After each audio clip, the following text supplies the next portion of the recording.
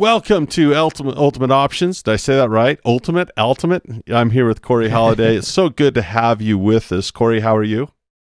I'm doing great. This is going to be a shorter lesson because it's really a review, but it was Corey's idea to put this in. We weren't initially going to put this in. I was going to say, hey, you should come to the table knowing, all this type of stuff before we start. But we're going to do a review of the 4 pillars. Of course, as the criteria really is what this is going to be. But very quickly, this stuff has risk to it. This is teaching, not recommendation. So the 4 pillars and criteria, very, very, very important. I'm going forward on the assumption that you're building on the foundation of these 4 pillars up here and that you understand them pretty well. However, Corey was very smart, and he says, look, in every single one we're about to jump into, we have one of these right here where we're going to go through criteria. Now, this is, for example, will be the one for covered calls, and you probably know what a covered call is, but we're going to talk about what this is. So if we say the first thing you're going to find in these is what we call a stock opinion. So this gives you the stock opinion, really the market or a market bias. So whatever words you want to use, opine, eon. A stock opinion, a market bias, am I bullish or bearish on things? And so if I look at the broad market and I come out with a bias towards the downside, then I've got to find strategies that have a bias for the downside. If I come out with a bullish to neutral bias, then I've got to find stocks where my stock opinion, I'm going to opine, my stock opinion has to match.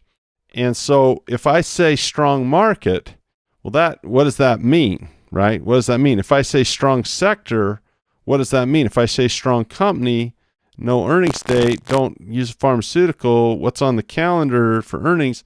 If it plays a dividend, that's extra money. We've got to know what all these things mean before we can move forward, right? Same with technicals. What does a neutral pattern look like?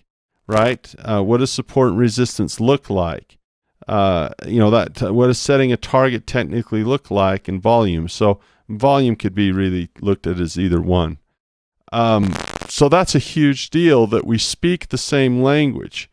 Right here is the most important part of the cash flow is we're going to give you rules for each one here, and this will be part of your cash flow. But we started this course with understanding theta, delta, and vega. And so this tells us how the cash comes. So it means that it's going to come from time decay, price, depending on where we put it, is going to be our friend. And then, vega is very negative. So a crush will make that, a volatility crush will make that option worth less money. And then we got to have a buyback plan. So what this is just to review those 4 pillars a little bit and talk about each one just briefly in terms of trading options. I mean, what am I looking for? In other words, how do I find a strong company? We're going to do searching next, and then we're in. This is it, this one, and then searching for stuff, and then we're into strategies, and you've made it through the tools, the grueling tools section, and now we're ready to go Daniel-san and kick butt. So, That's right. so you've waxed on and waxed off for a long time now, but now you're ready to trade. So the question is, how do you do this? What does this look like? How do you do this? What does this look like? And Corey says, Andy, I know they've been through 4 pillars and know what fundamentals are. I know they've been through technicals and know what charts are, but wouldn't it be a good idea just to quickly review, what this means when we say strong company? Right. And we don't think in terms of, a company going up or down can be good, right? We think when the fundamentals are bad, that can be very good. But on that example you're showing, a covered call, you don't want a terrible company with poor fundamentals. If your outlook is the market's going to go down and this is a bad fundamental business, then a covered call is not the right strategy. So in our strategy list, we're trying to give you kind of ideas that in a covered call, you'd want the stock to be neutral to bullish. So what do the fundamentals look like if we're finding something that is neutral to bullish, more likely to go up, more likely to stay strong? What are some ideas behind that? And then, of course, in your trading system, you're going to refine it for your personality and the way that you like to trade. So what we're doing here is to build a foundation of kind of get in some numbers, because once we get into option strategies, we very much are going to focus on the option strategies where I'm going to say, look, strong market. It'd be stupid for us to repeat that every single strategy. What's a strong sector? What's a strong company? This is stuff you should know. This is stuff you should know. The idea of option trading is to know which combination of all this stuff is to use. So I expect you to know what a good, strong, fundamental company looks like and what a weak one looks like. I expect you to know already what a good, solid upward trend looks like and what a downtrend looks like. I expect you to know those things, as you move forward in this class. If not, go back and review your 4 pillars even more. But here's a quick one. So when we evaluate, we always want to think both systemically and all the way down to the company, okay? We want to think about those things. So on a systemic idea is, what are the things we care about? Well, we care about the Fed rate. And I will just say right now that if rates are going up, okay, that is usually bad for the market. Not always, but we like cheap money. We're kind of addicted to it since, they did that in Greenspan and it started, and then Bernanke and Yellen kind of took it over, and it's gone forward from there, with other Fed chairmen or chairpersons. Since Yellen, we had not call him or her a chairperson. And Fed rate going up is usually not good news for the market. And if they want to stimulate the economy, they'll have the Fed rate going down. So you ask, is good for the market. Generally, it's not a guarantee, but that's generally. We like jobs. If we have job growth, then we'd be more bullish on the market in the economy. Another one we should put in here is gross domestic product is a huge one. Growth is bullish. Jobs shrinking is bearish. Housing. The reason I like housing starts so much, Corey, is when someone buys a house, they buy darn near everything else you use. You buy a house with a big garage, you buy another car to put in it, you buy paint, carpet, appliances, video games, you rent more movies, you do almost everything. When housing's up, almost every other industry does well. Would you say that's close? That's why they care about housing? I would agree. It's not buying the house that kills you. It's buying all the stuff that goes in the house. Yeah. So if housing starts are up, that's good. Bullish. If housing starts are down, more bearish, more cautious. Consumer price index doesn't really, I think they tweak it a little bit. I'm not convinced that, they take out some of the most important stuff, but this is inflation. And so, inflation or deflation has an effect on the stock market. And what we really don't want is stagflation either. So this can be very, very tricky. And then, of course, GDP, we want growth. And if you have growth, we're all happy. Market seems doing well.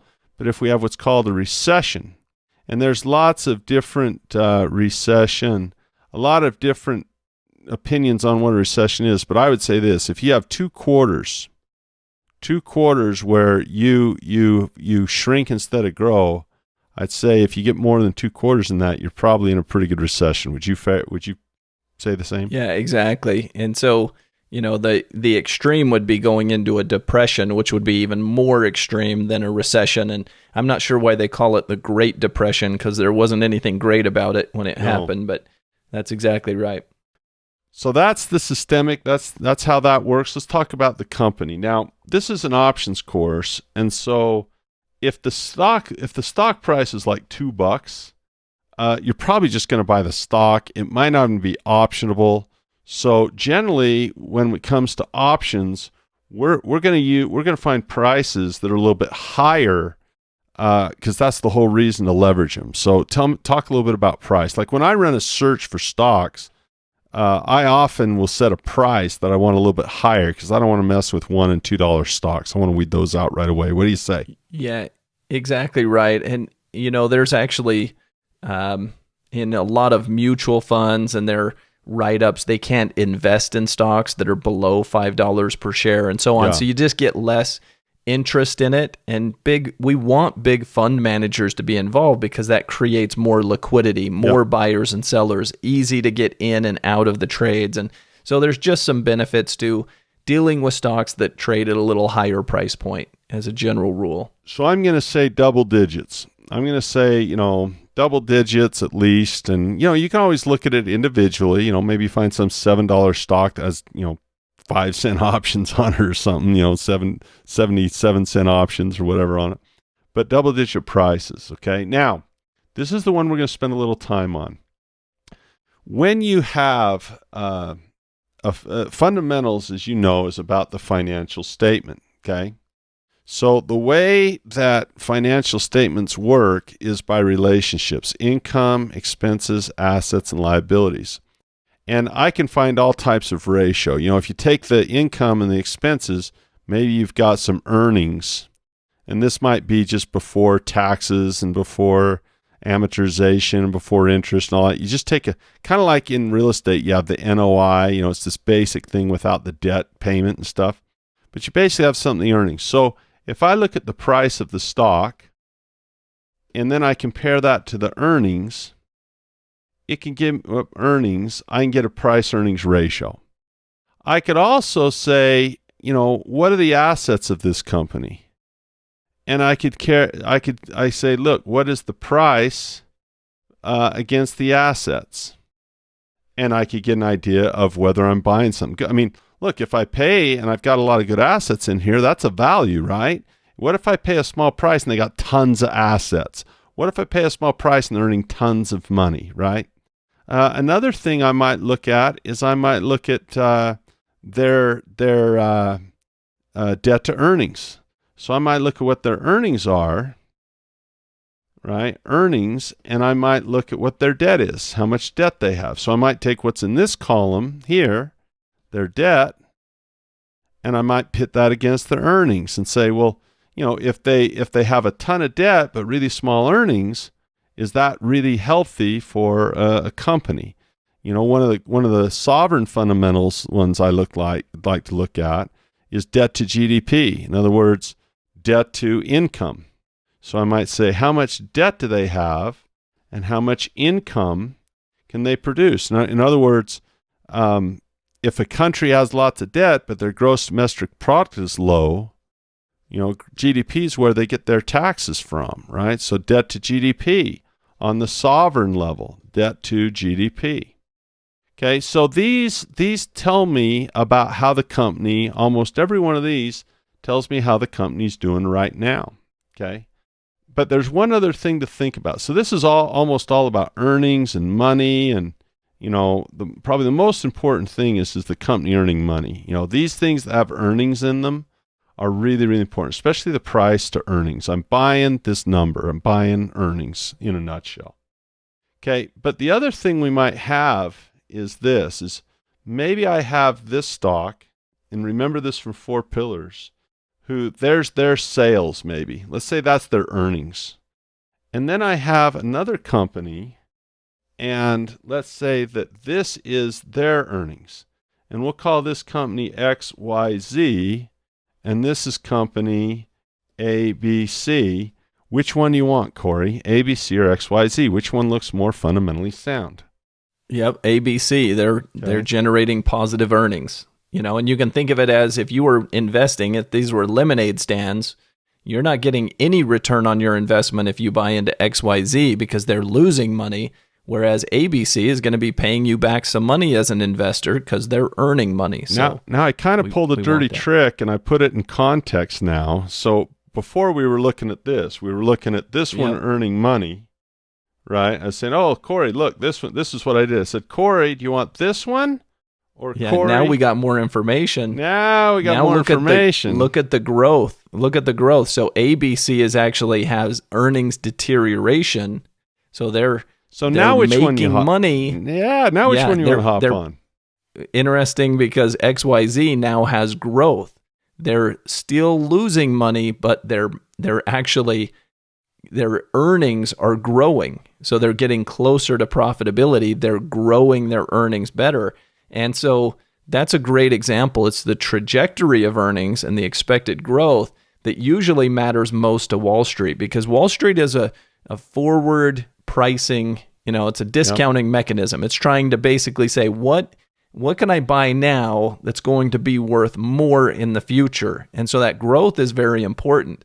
A company that is earning $1 today, but it's going to earn $2 tomorrow, that's very attractive because I can see they're going places. Whereas, a value trap might be something that's earning $1 today, but it's headed towards earning nothing and even possibly losing money in the not too distant future. That would be a trap scenario. So if you want to become a great fundamental analyst, I would suggest you study more. Okay, no question, you should study more about, the equity over here, or some people call it net worth on a personal one, cash flow, earnings, buying power.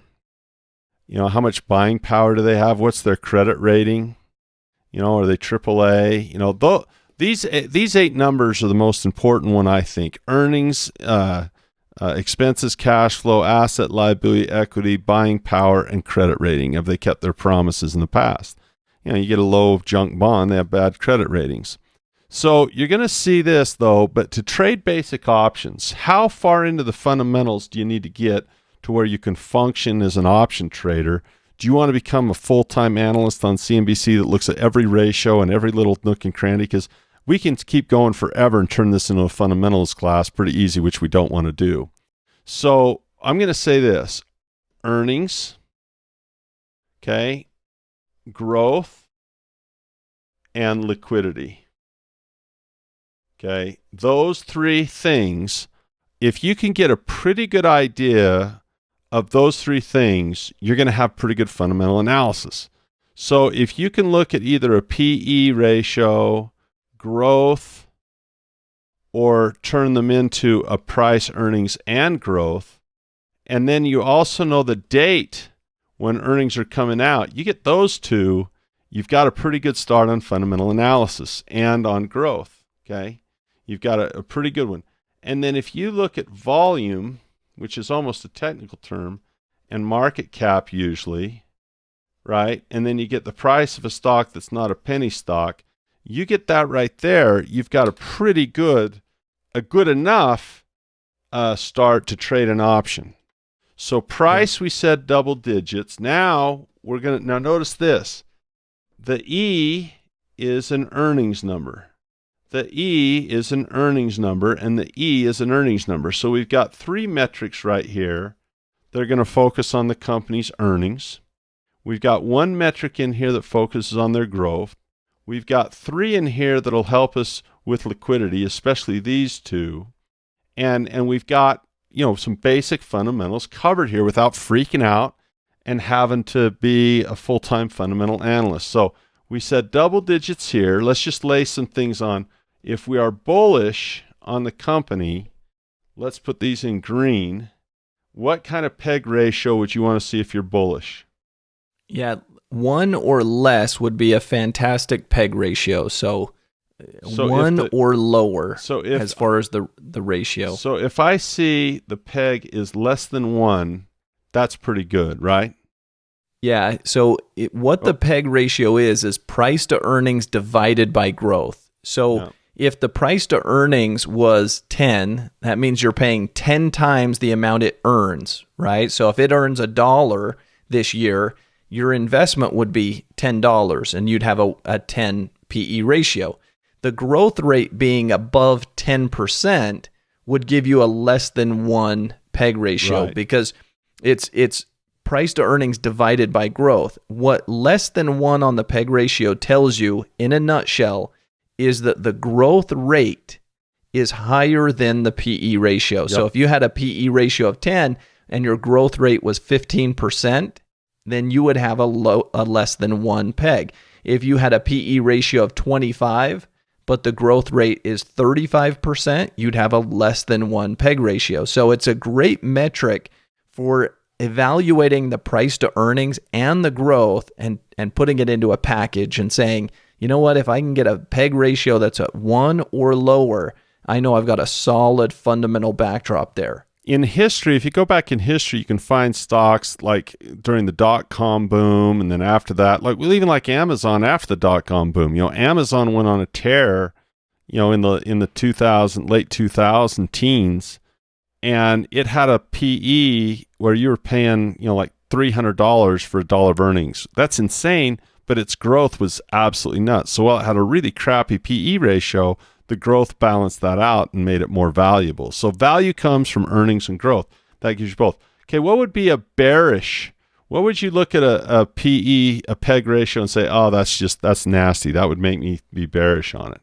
Yeah, I mean, when you start getting up at definitely like 4 and 5s on the number, it's very bearish. So it tells you one of two things, either, and maybe both, but it tells you either the stock is very expensive with low growth, or perhaps there's no growth, it's actually declining, which would be a negative growth rate. That's going to cause the PEG ratio to be very high. So anything at 4 or higher would be a very poor PEG ratio.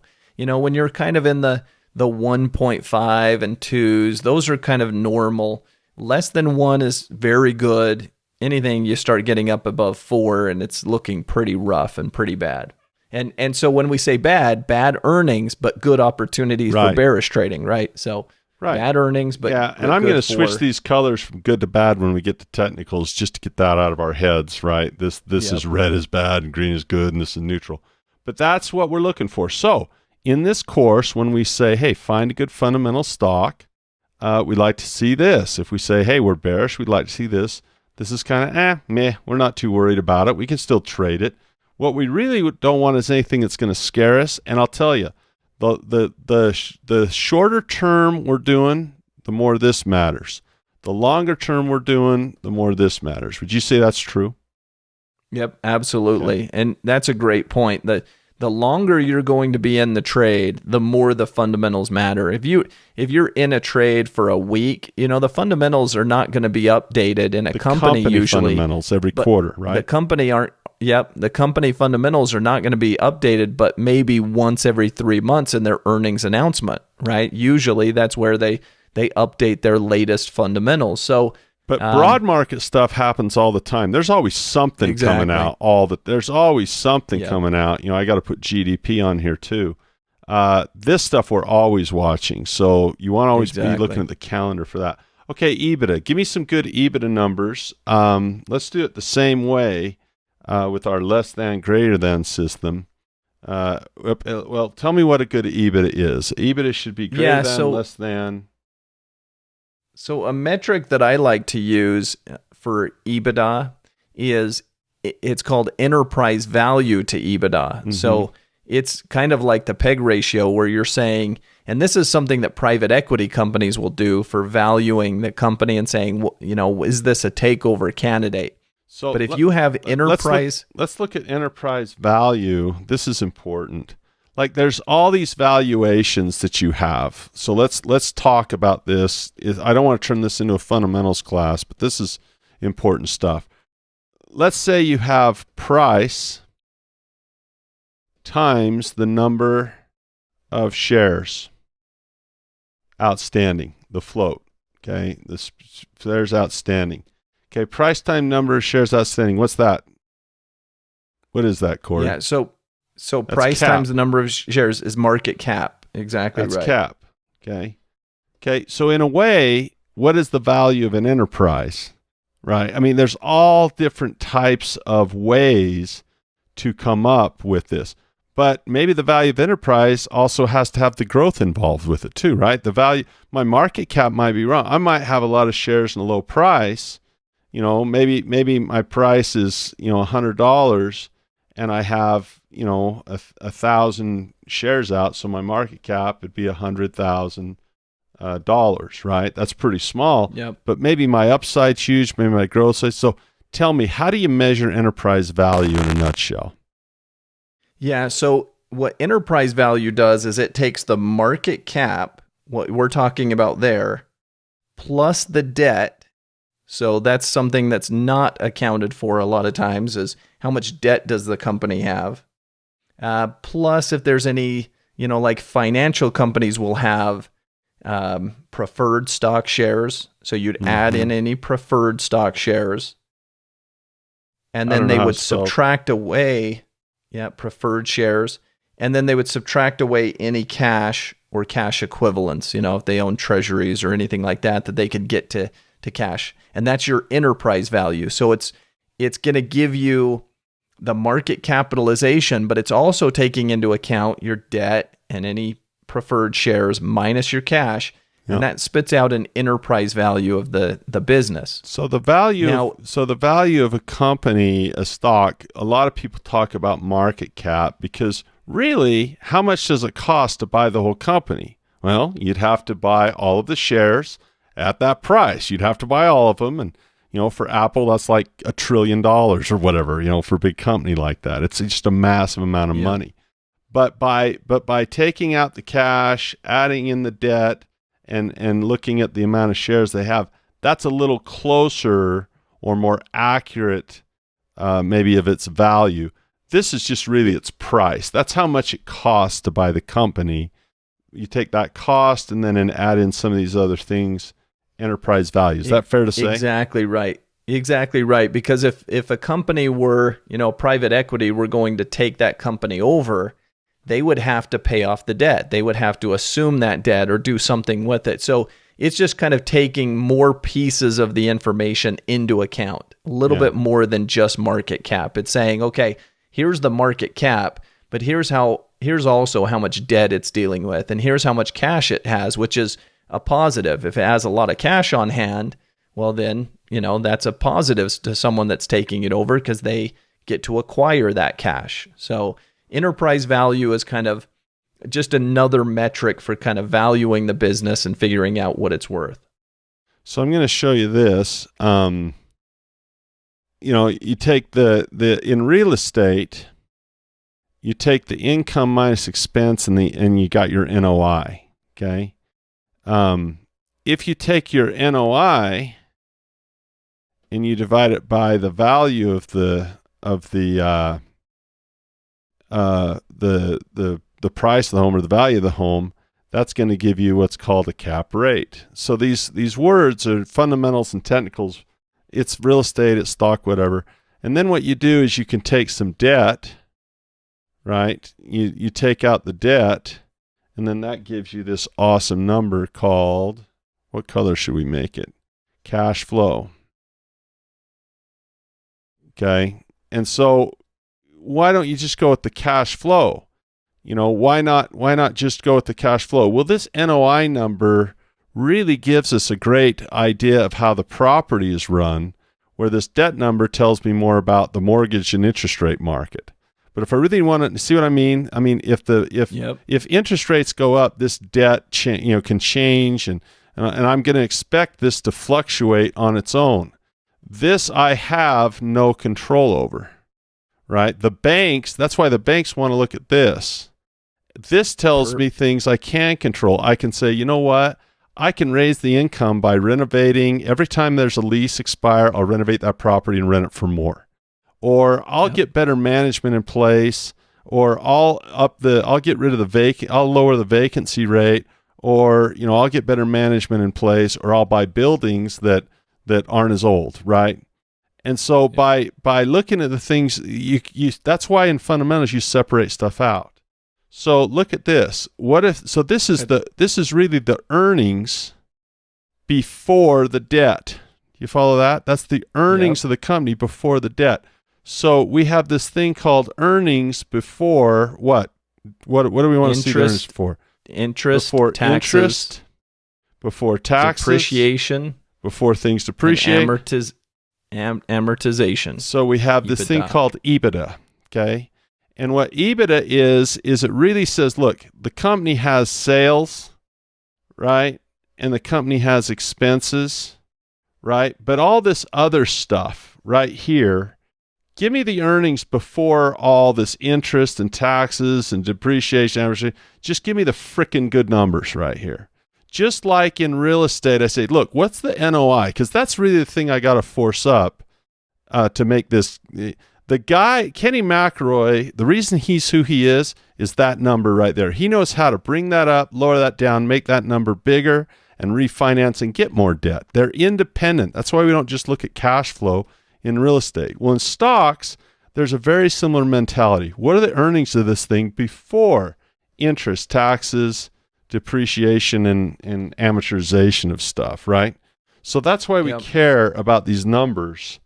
And so so we have the enterprise value. So, let's put that in. Yeah, I should have put that in. So the EV let's do it right. EV to EBITDA. Yeah. So we want really the enterprise value, and that's going to be it's going to be a slash there.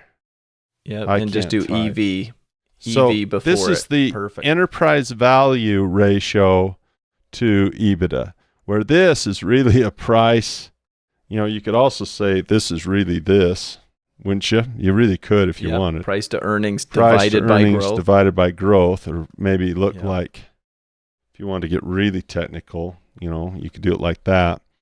But the enterprise value. So hopefully you're understanding a little bit about these numbers of what they mean.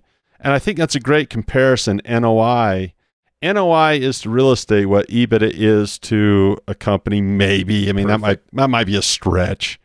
Yeah, I think it's a great analogy because you're really looking at things from the debt standpoint. And, with enterprise value, same type of scenario where you've got to take into account that debt, because the debt markets, that can change on you in terms of, and from a company's fundamentals, operating on a lot of debt can be really good in some environments and really bad in others, right? Yeah. The debt markets can get tight to where, interest rates go higher and it becomes more expensive to finance your debt. And so it eats into your profits. Whereas in other environments, interest rates go down and you can refinance at lower rates and it's a boom to you. And if the economy booms, operating on leverage can be very, very beneficial. And you'll often see that in a really nice bull market, the companies that have more leverage and operate on more debt can actually participate more to the upside. So the metric that I like to find on that EV to EBITDA is less than 10. Okay, if you have an enterprise value to EBITDA that's less than 10, that's a very solid number where you'd say, okay, fundamentally that is a very good scenario. Okay. What about a poor scenario in your view? What would you say, Corey? Yeah, I mean, once you get up there, again, kind of 20, 25, anything like that or above really starts to get rough. So in the middle is pretty common, but, you're getting a lot more expensive up above 20 and a really better value below 10. So here we have 1, and I would say 3 or 4. What did we say? I can't remember. I'd say 3 or 4. Yeah, I think we said 4. Yep. Yeah. And then, you're going to be ho-humming in between that. It's not just devastating. And you can't always have both the same. You won't always have both the same because the growth can, mess with stuff. Volume, we got to be liquid. This is about liquidity. I like 1 million shares plus for volume, and that's whether I'm bullish, bearish, neutral, whatever. That doesn't change for me. It isn't like if they got crappy volume, now I can short them. That's not right, because in any trade, whether you're long, short, or neutral, you want to be able to get out. So volume, we want high. I like 1 million shares per day. That's the stock volume. We like it to average about 1 million shares or more. Yep. Share volume. And then market cap, I like large caps usually because they usually translate into more liquidity as well. Not always, but usually. More people participate in large cap stocks, and they usually have higher prices, and they're usually optionable and shortable. So I like things that you can short. I like things that you can do an option on, and large market cap fits the bill. Open interest is also liquidity. We talked about that in a different video of what the option open interest and volume should be. And then we just always want to know the earnings date. Some trades, we like the earnings date. A short strangle, that's the whole reason we do it. But other ones, like a covered call, we don't like the earnings date. And so if you can just nail those fundamentals right there, I should go back into theater mode here. If you could just nail those fundamentals right here, and if you can keep your eye, I guess we ought to just, since we're making this good, You can always make something better even on the fly. You know what I mean? Absolutely. And if you can make it better, do it, I say. So we also really like GDP. That's a big freaking number in systemic stuff. Would you agree? Shoot, that Absolutely. one might. I can't believe I didn't put that one on there. That should probably go up top, really. That and the Fed rate. I'd say these two right here, tell you what, those are market movers. These two at the top, those are market movers.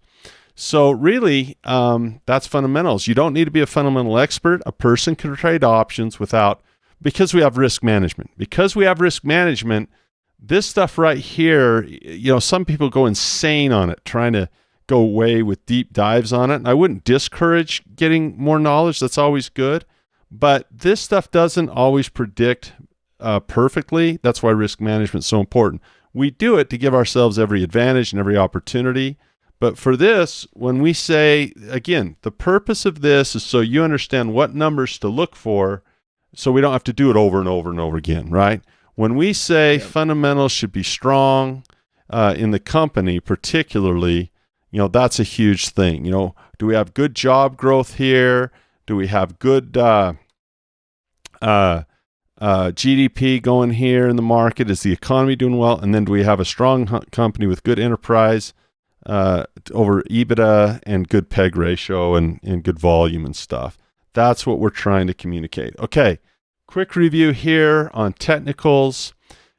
We can use the 4 pillars on the market, sector, groups, and company. I will admit maybe to a bit of a flaw is I kind of go here to here sometimes. This stuff we'll talk about in the next video, a little bit more the sector and the group. But basically, I expect that you have a basic knowledge of technicals, meaning that you understand a little bit about candles. The more you understand about candles and MACDs and volumes and relative strength indexes and all that, that's fine. But to trade options, I expect you to understand trend, and I expect you to understand support and resistance.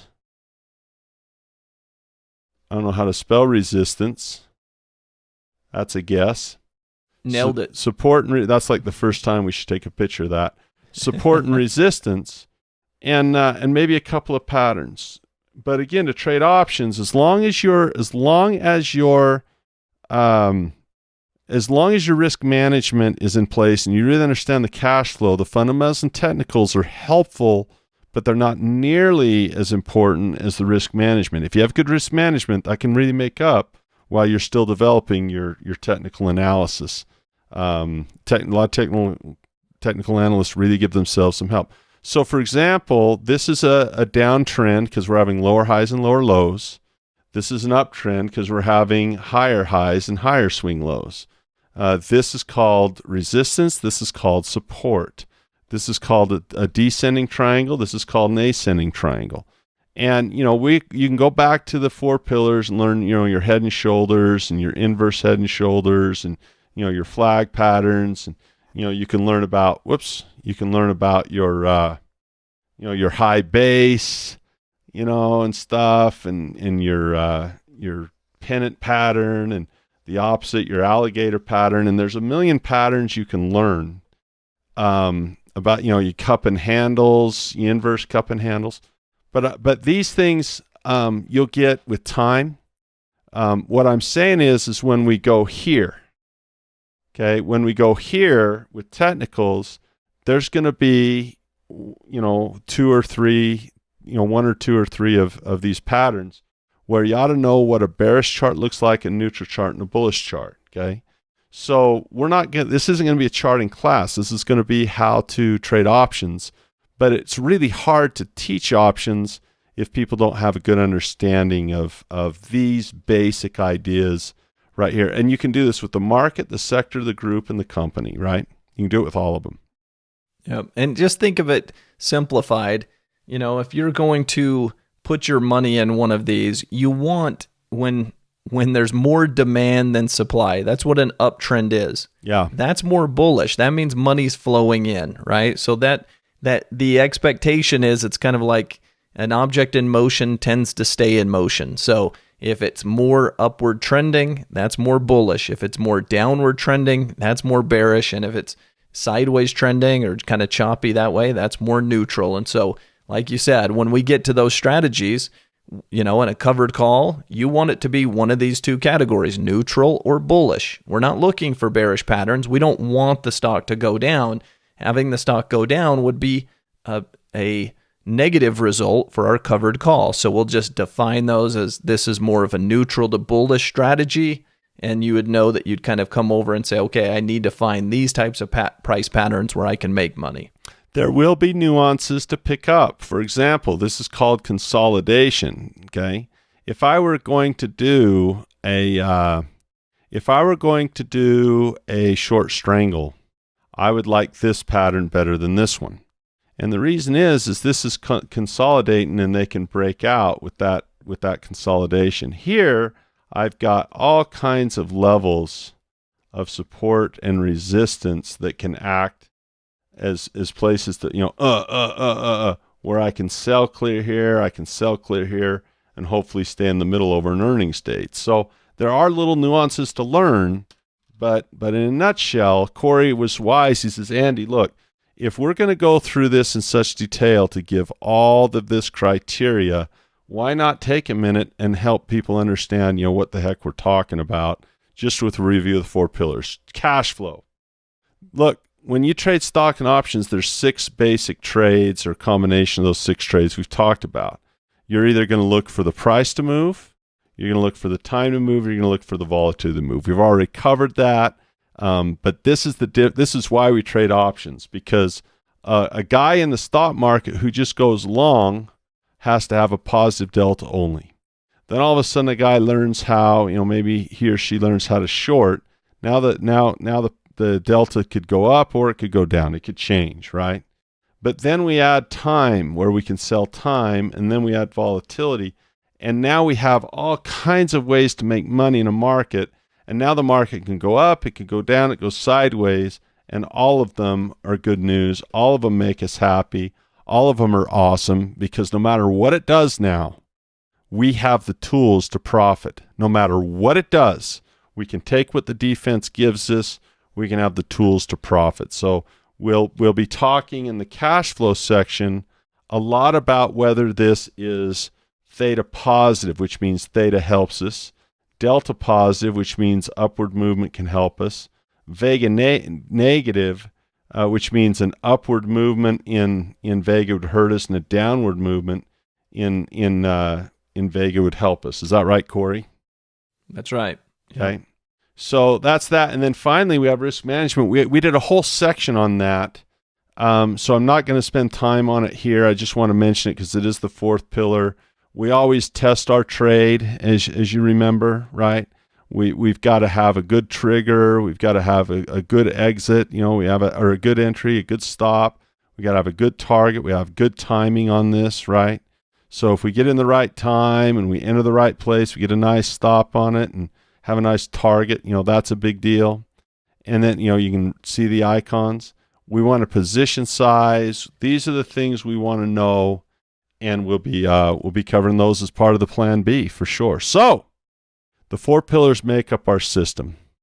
The 4 pillars are better than people realize. It is the clearest way I know to segment and categorize the way to evaluate a stock or an option trade, is to look at those 4 areas. I can't think of anything, Corey, that doesn't fall under those. I can't think of any activity you or I do that doesn't fall in one of those. How long you been trading? Almost 20 years now. I can't think of any activity you do during the day that doesn't fall into one of those things. No, it definitely does. No doubt about it. Every single one. So it's the best way to think about it. It's very important to understand the criteria each pillar. So when we talk about bullish, when we talk about bearish, and when we talk about neutral, we expect you to understand that type of criteria under fundamentals and technicals. That's expected. If not, got to go back and review and take your 4 pillars class over again. We want to think both systematically and corporately. Does that say corporately? We got to think the big picture of the whole world here. Just killed South America there. We want to think about the big picture. We'll put Hawaii in there because I like it. And Bahamas right there. So we want to think about the big picture, but we also want to think about the company. That's a building with smokestacks that just turned into a birthday cake. Okay, that's nice.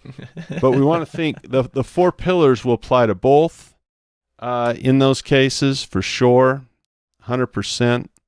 And then we want the fundamentals. Most of those metrics were about earnings and growth. The technicals were basically about the trends. The cash flow comes with price time volatility. I would also add to this, possibly, you want to have liquidity. We want to be really, really liquid with good volume and open interest, both volume on the stock, volume on the option, open interest. And then, of course, risk management can really save you, because all this other stuff, this can change. Okay, this stuff can change. And so risk management is going to be paramount as we go through this. Any last words? Great session. Very much it was enjoyed awesome. it. And we'll go through risk management in depth, because that's where a lot of the rubber hits the road, so to speak. That's where you're really going to make your money and save your money. So we'll emphasize that, no doubt. Bring home the bacon and save your bacon. Corey, thank you so much. Great job. Hey, you've done wax off. You see, when I did this course, I was worried that doing it the right way would not be as fun. Just like Daniel's son wasn't going to have as much fun waxing on and waxing off. But I knew that if we did all this first and got all this work done first, that we'd just be in such a better place. And this is what you've gotten here is the course I wish I had before I learned the strategies. So the next one we're going to do is we're going to learn how to find this criteria. We're going to go back here and say, okay, how do I find that, right? How do I go out? And if that's what makes a good covered call, how do I go out and find that? How do I do it? That's going to be the next one. And then I don't see any reason why we shouldn't be able to get into starting to sell some options here or buy some options. Probably start with maybe a protective put, something like that. What do you think? Love it. All right. Awesome. I'm starting to get pumped, man. Can you feel it?